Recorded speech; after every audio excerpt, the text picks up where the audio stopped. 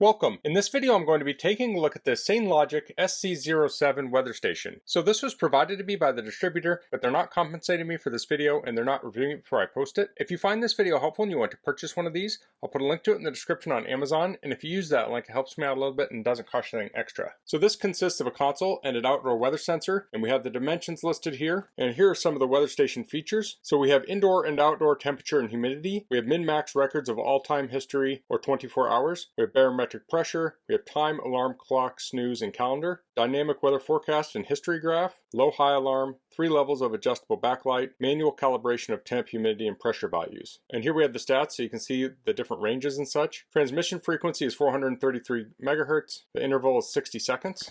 So let's get this open. So we have a warranty card, we have a manual, here's the console, and the weather sensor, and we have a power adapter, and this outputs 5.9 volts at 0.5 amps. Cord length is a little over 5 feet. Before we check out the hardware more, let's take a quick look at the manual. So we have table of contents. This talks about putting batteries in the sensor, so it takes 2 AAA batteries. They recommend installing the sensor in an outside shaded area. A north-facing wall is preferred, so you don't want the sun shining directly on your sensor, as that will skew the results. So for the display console, you'll want to plug it in to keep the backlight on, but it does have battery option. It takes 3 AAA batteries. It talks about setting the date, and there's program mode, so you can change the settings, min-max mode, alarm mode. So this is going to have alarms for different things. So here's a list of them. So you can have an hour and minute alarm, but then you can do things like temperature high alarm, temperature low alarm. So say you have flowers that need to be covered if it gets too cold, you can set an alarm, and once it passes that threshold, the alarm will sound and you'll know to cover your flowers. This weather station also has a history graph feature. It says in normal mode, press the history minus button to toggle between the barometric graph, indoor temperature graph, and indoor humidity graph. And then on the next page it says outdoor temperature graph and outdoor humidity graph. So you can see trends of temperature right on the device. We have a backlit mode, so there's 3 levels of backlight. It also has an auto mode, has a comfort icon, so that's based on the humidity, has a rate of change icon, then it has a calibration mode if you want or need to calibrate it. This talks about weather forecasting, and here are the specs, and we have troubleshooting. Okay, so let's take a closer look at this. Let me get batteries in this. So I'll open this up, and this takes 2 AAA batteries, so I'll put those batteries in. Next I'll put batteries in the console. So it beeped, and then I will plug the console in. So on the side here it has a jack. Plug that in, and we have a foot that pulls out. Also on the back we have some keyhole slots so you could hang it on a wall. I'll plug that into power, peel the plastic off the front. So I have the console powered on. I'll place the sensor near the console, and it should sync up here in just a second. If not, you can hold down the channel plus button.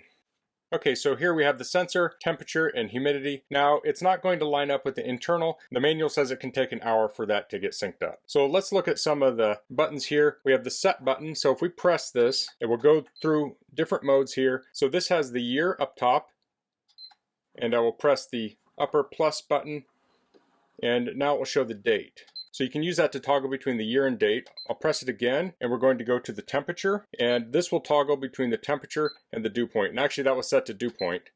So if we hit temp, it's closer to the indoor temperature. We'll go again, and then the barometric pressure will go between absolute and relative. So we're currently at relative. This switches it to absolute.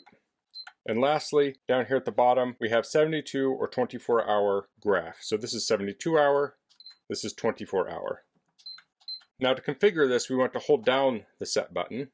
And now we're going to have different features we can change. So we have the 24-hour time format. That's what I want, so I'll hit that. And then we can change the time. So it's currently 2:28. We have the date format. So it's 9:25. Next, this is for min-max. So if you want your min-max to clear every 24 hours, you turn this on. Otherwise, you turn it off, and then it will be for overall time. Next, we have units. We have Fahrenheit or Celsius, so we use Fahrenheit where I live. Down here, we're showing the barometric pressure units. We have millimeters of mercury, inches of mercury, or HPA.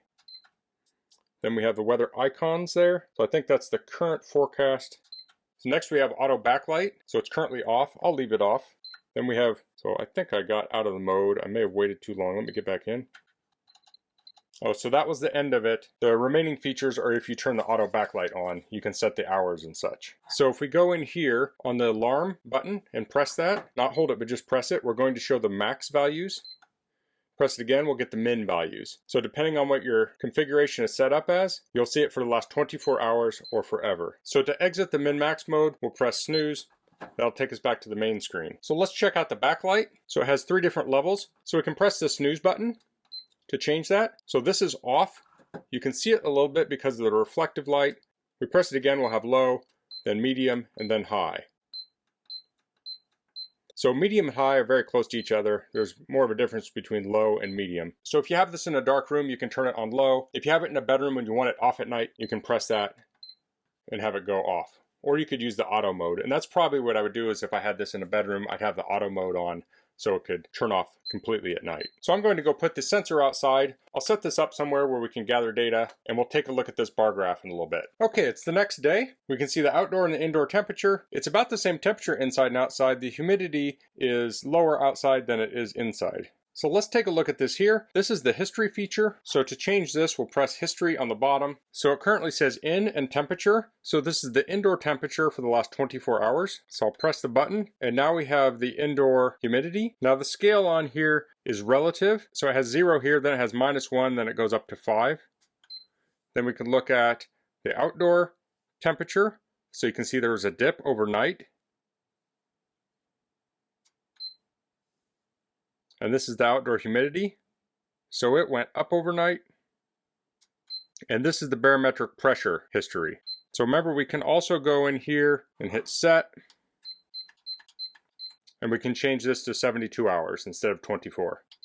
But I do like 24 a little bit better. So by looking at different trends, especially like the barometric pressure, you can tell if there is severe weather coming. You could also look at the temperature. You could see if it dropped below freezing overnight to know if you're at risk for plants dying or pipes freezing. So that's a really neat feature built right into the console. So that's the SaneLogic SC07 weather station. I really like the features of this. It's super bright, easy to see, and it has a lot of the features you'd expect of a weather station, but it adds that history feature right on the console. I think that's really neat. So that's all I'm going to cover in this video. If you have any questions, please leave them in the comments. If you like this video, please click like. If you haven't subscribed to my channel, I'd appreciate if you could do that. And thanks for watching. Until next time, goodbye.